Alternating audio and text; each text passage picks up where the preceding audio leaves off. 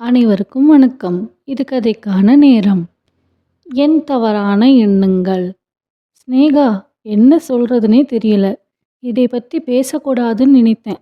ஆனால் யாரிடமாவது பேசினால்தான் மனம் கொஞ்சம் லேசாகும்னு தோணுது. அம்மா கிட்ட பேச முடியாத பல விஷயங்களை உன்கிட்ட பேசியிருக்கேன். சரி வா, ஒரு காஃபி சாப்பிட்டுக்கிட்டே பேசலாம் என ஸ்னேகா கைப்பிடித்து அழைத்தாள் மதுமிதா. சரி என இருவரும் கேன்டீன் பக்கம் சென்றனர். அங்கு கூட்டம் அதிகமில்லை. இவர்கள் ஒரு ஓரமாக உட்கார்ந்தனர். சொல்லு மது, என்னாச்சு என்று குழப்பத்துடன் இருந்த ஸ்னேகா கேட்க, எங்களுக்கு கல்யாணமாகி 10 மாசம் ஆகுது. சந்தோஷமாத்தான் இருக்கோம். நேத்திக்கு அவர் வாக்கிங் போயிருந்தப்போ அவரோட ஃபோனுக்கு மெசேஜ் வந்தது, பத்மா என்பவளிடம் இருந்து. நாளைக்கு நாம சந்திக்கலாமா? ரொம்ப அர்ஜென்ட். எங்கேன்னு அப்புறமா மெசேஜ் அனுப்புறேன் என்று. அவர் அப்படியே கடைக்கு போயிட்டு வந்தார். அதற்குள் திரும்பவும் மெசேஜ், கோரல் பார்க் சாயங்காலம் 5 மணி, மறக்காமல் வரவும், பத்மா என்று. எனக்கு கொஞ்சம் தடுமாற்றம். யார் இந்த பத்மா? இதுவரைக்கும் அவள் பேச்சு எங்களுக்குள் வந்ததில்லை.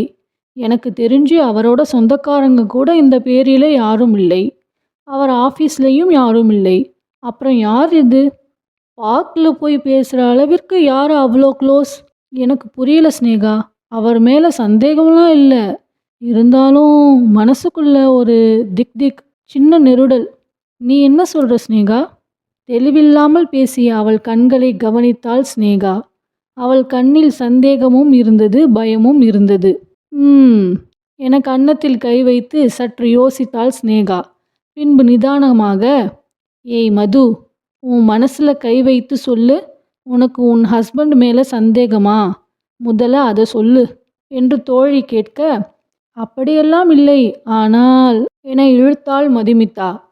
ஆக இந்த 2 மெசேஜ் தான் உன்னோட ஹஸ்பண்ட் இமேஜை கெடுத்துருச்சா? நான் சொல்றதை கேட்கறதா இருந்தால் பேசலாம், இல்லைனா கிளம்பு என கொஞ்சம் கோபமாய் பேசினாள் ஸ்னேகா. என்னடி இப்படி பேசுற என்று கேட்க, பின்ன ஒன்று நீ அவருக்கு வந்த மெசேஜை இக்னோர் பண்ணியிருக்கணும், இல்லை அவர்கிட்ட யாருன்னு கேட்டிருக்கணும்.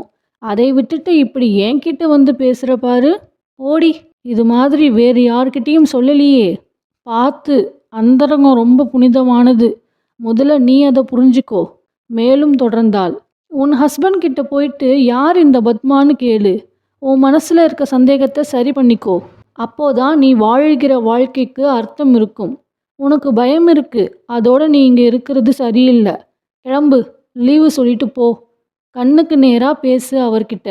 எதுவாக இருந்தாலும் பரவாயில்லை.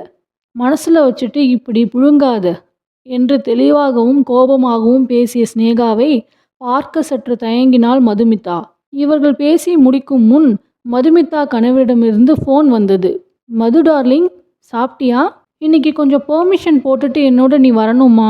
லாஸ்ட் வீக் என்னோட ஸ்கூல் ஃப்ரெண்ட் மீட் பண்ணேன், பத்மா. இல்லை, அவன் முழு பெயர் பத்மாநாதன். உன்கிட்ட சொல்ல மறந்துட்டேன்.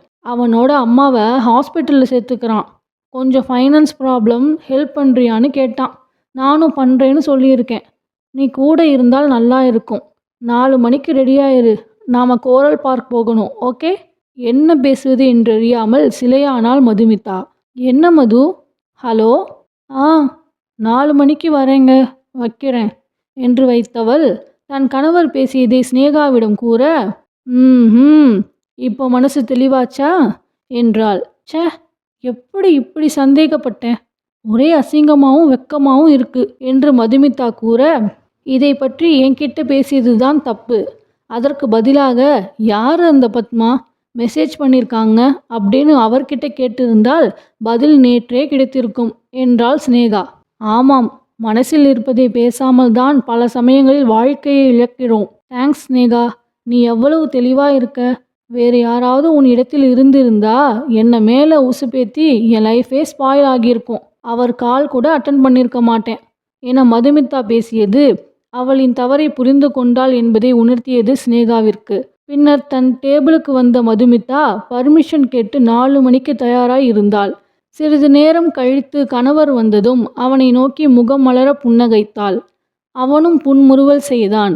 பின்பு தன் கணவருடன் பைக்கில் செல்லும் பொழுது மனதிற்குள் அந்தரங்கம் புனிதமானது என்பது எத்தனை உண்மை என நினைத்து தனக்குள் சிரித்து கொண்டாள் மதுமிதா. இந்த சிறுகதை வீடியோ பிடிச்சிருந்தா மறக்காம லைக் அண்ட் சப்ஸ்கிரைப் பண்ணுங்க. உங்களுக்கு தெரிஞ்சவங்களுக்கும் இந்த வீடியோவை மறக்காம ஷேர் பண்ணுங்க. உங்க கருத்துக்களை கமெண்ட் பண்ணுங்க.